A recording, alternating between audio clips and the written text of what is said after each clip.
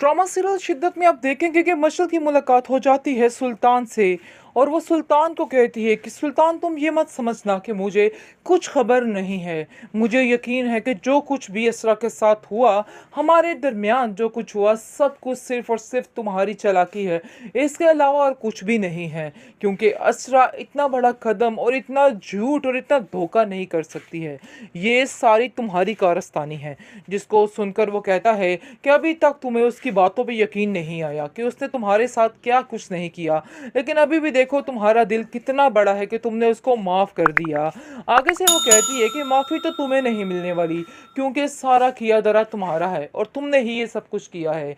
मैं खाम खासरा बेचारी पे इल्ज़ाम लगाती रही, उसके बारे में बुरा सोचती रही, लेकिन मुझे इस बात पे यकीन रखना चाहिए था कि असरा ऐसा कभी नहीं कर सकती। ये सब कुछ तुमने ही किया था। असरा बहुत ही सादा तबीयत लड़की है और पता नहीं कैसे तुम्हारे साथ बेचारी बच चुकी है। आगे से सुल्तान कहता है कि तुम्हें हमारे घरेलू मामलात में दखल अंदाजी करने की कोई भी ज़रूरत नहीं है। ये मेरा और असरा का मामला है कि हम लोग कैसे अपनी ज़िंदगी गुजार रहे हैं। तुम अंदर आने की कोशिश मत करो। हाँ, ये याद रखना कि जो अंदर आने की कोशिश करता है या मेरे मामलात में दखल अंदाजी करता है, मैं उसका बहुत ही बुरा हश्र करता हूँ। तुम ये चीज़ देख तो चुकी होगी कि तुम्हारे साथ क्या क्या किया मैंने और क्या क्या नहीं किया है। और आज मेरी वजह से ही जुनैद के दिमाग में तुम्हारे बारे में क्या चल रहा है।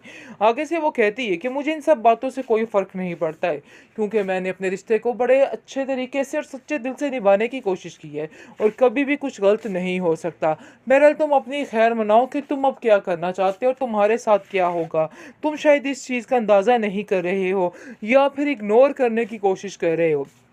अलबत्ता तुम्हारा अंजाम बहुत नज़दीक है और बहुत जल्द तुम्हारे साथ बहुत ही भयानक होने वाला है। अगर तुम्हें इस चीज़ का अंदाज़ा हो जाए तो यहीं पे सब कुछ रहा छोड़। है। तल्लत भी इसको समझाने की कोशिश कर रही है कि असरा तुम इस तरह पागलों वाली हरकतें करोगी तो नहीं बच पाओगी। यानी कि जो हाल उसने परीजे का किया है वो इससे बदतर इसका करना चाह रहा है, लेकिन वो ये नहीं जानता कि असरा के साथ वो ऐसा नहीं कर पाएगा, क्योंकि उसका भाई उसके पीछे है, उसकी ढाल बनकर खड़ा हुआ है और उसकी माँ ख़ास तौर पर उसके पीछे उसकी ढाल बनकर खड़ी हुई है।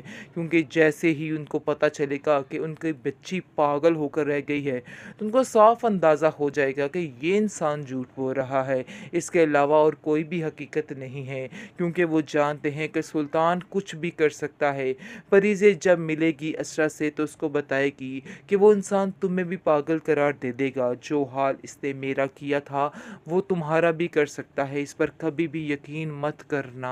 आगे से आप देखेंगे कि वो कहती है हाँ मुझे भी अब ऐसा ही लग रहा है, लेकिन फ़िलहाल तो वो पागल ही दिखाई दे रही है और ऐसा लग रहा है कि जैसे वाक़ई में ये लड़की पागल हो चुकी है।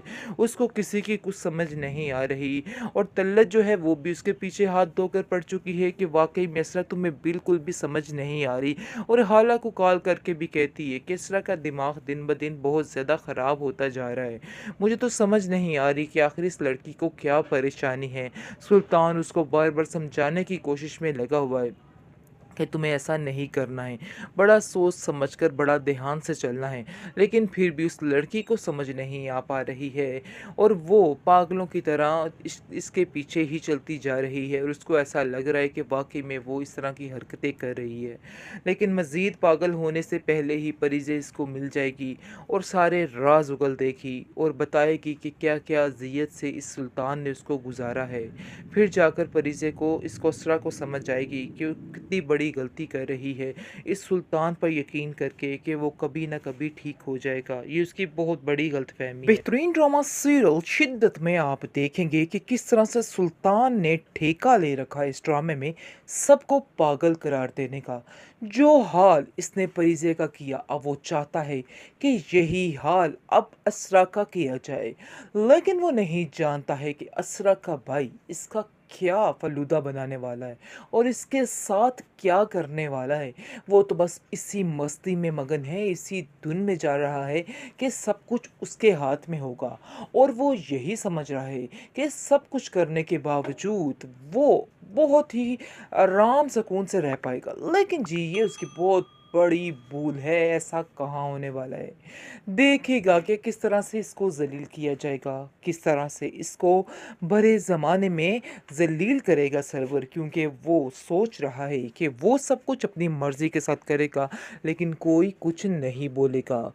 ये गलतफ़हमी उसको हर वक़्त मुब्तला करके रखती है इस बात में, और वो प्लानिंग करने लग जाता है कि वो किस तरीके से असरा को पागल करार दे। बातों-बातों में उसको ज़लील करने की कोशिश, बातों-बातों पर उस पर इल्ज़ामात कि उसको कुछ समझ नहीं आती किसी बात की, और वो बात करके भूल जाती है। तलत कहती है, वैसे मुझे तो ऐसा कुछ भी उसमें नज़र नहीं आया। मैंने तो जब भी उसको पाया बहुत ही समझदार लड़की पाया है। घर के सारे काम वो इतने अच्छे तरीके से कर रही है, लेकिन सुल्तान तुम उसको कैसे पागल कह सकते हो? आगे से वो कहता है कि मैंने ये थोड़ा कहा, मैं तो बस कह रहा हूँ कि इसको ज़रा डॉक्टर को चेक करवाइए, क्योंकि ये मुझे दिन ब दिन नीम पागल लग रही है और इसका इलाज बहुत ज़रूरी है। लेकिन वो ये नहीं जानता है कि जब सरवर को इस चीज़ का इल्म हो जाएगा कि उसकी बहन के साथ क्या सलूक किया जा रहा है, इतना बदतर सलूक किया जा रहा है, तो वो कभी भी बर्दाश्त नहीं करेगा। वो उसको कहेगा कि तुम यहाँ से चलते बनो, क्योंकि तुम जो समझ रहे हो ऐसा कुछ भी नहीं होने वाला है, और मज़ीद अब तुम्हारी ये चालाकियाँ नहीं चलने वाली, इनको ख़त्म करना ही पड़ेगा। खैर, आप देखेंगे कि वो बार-बार अपनी बीवी को यानी कि असरा को समझाने की कोशिश कर रहा है। कहता है, असरा कि तुम्हें सारे इल्ज़ामात अपने सर लेने होंगे। तुम्हें कहना होगा कि ये सब कुछ मैंने किया है। मेरी कहीं कोई गलती नहीं है। जिसको सुनकर वो कहती है, लेकिन ऐसा तो कुछ था ही नहीं। लेकिन वो उसको मजबूर करेगा और कहेगा कि अगर तुमने ऐसा ना किया तो तुम्हारे साथ कुछ भी हालात पैदा हो सकते हैं। अगर तुम्हें इस चीज़ का अंदाज़ा नहीं है तो कर लो, क्योंकि ऐसा तुम्हारा करना तुम्हारी ज़िंदगी में तुम्हारे लिए बिल्कुल भी ठीक नहीं है, और मैं नहीं चाहता कि मैं बुरे तरीके से तुम्हें यहाँ से निकालूं। लेकिन असरा इस कदर बेवकूफ़ लड़की बनती जा रही है दिन ब दिन कि उसको कुछ भी समझ नहीं आ रहा, और वो समझ रही है कि बस उसे जो कहा जा रहा है, जो किया जा रहा है वही कुछ करना है। उसके दिमाग में और कुछ भी नहीं आ पा रहा है। काफ़ी परेशान हो चुकी है बेचारी, लेकिन सुल्तान की बातों पर लगना चाहती है और सोच रही है कि ये जो कह रहा है बिल्कुल ठीक है, और वाक़ई में वो अपने आप को पागल महसूस करने लग जाती है। लेकिन आप देखेंगे कि हालत उसको यकीन दिलाती है और कहती है कि नहीं भाभी, आप ऐसा कैसे सोच सकती हैं? आप बिल्कुल नॉर्मल हैं और आपको परेशान होने की कोई भी ज़रूरत नहीं है। जो कुछ हो रहा है सब कुछ गलत है। जिसको सुनकर वो कहती है, लेकिन मुझे तो यही बताया जा रहा है कि मेरा दिमाग काम नहीं कर रहा।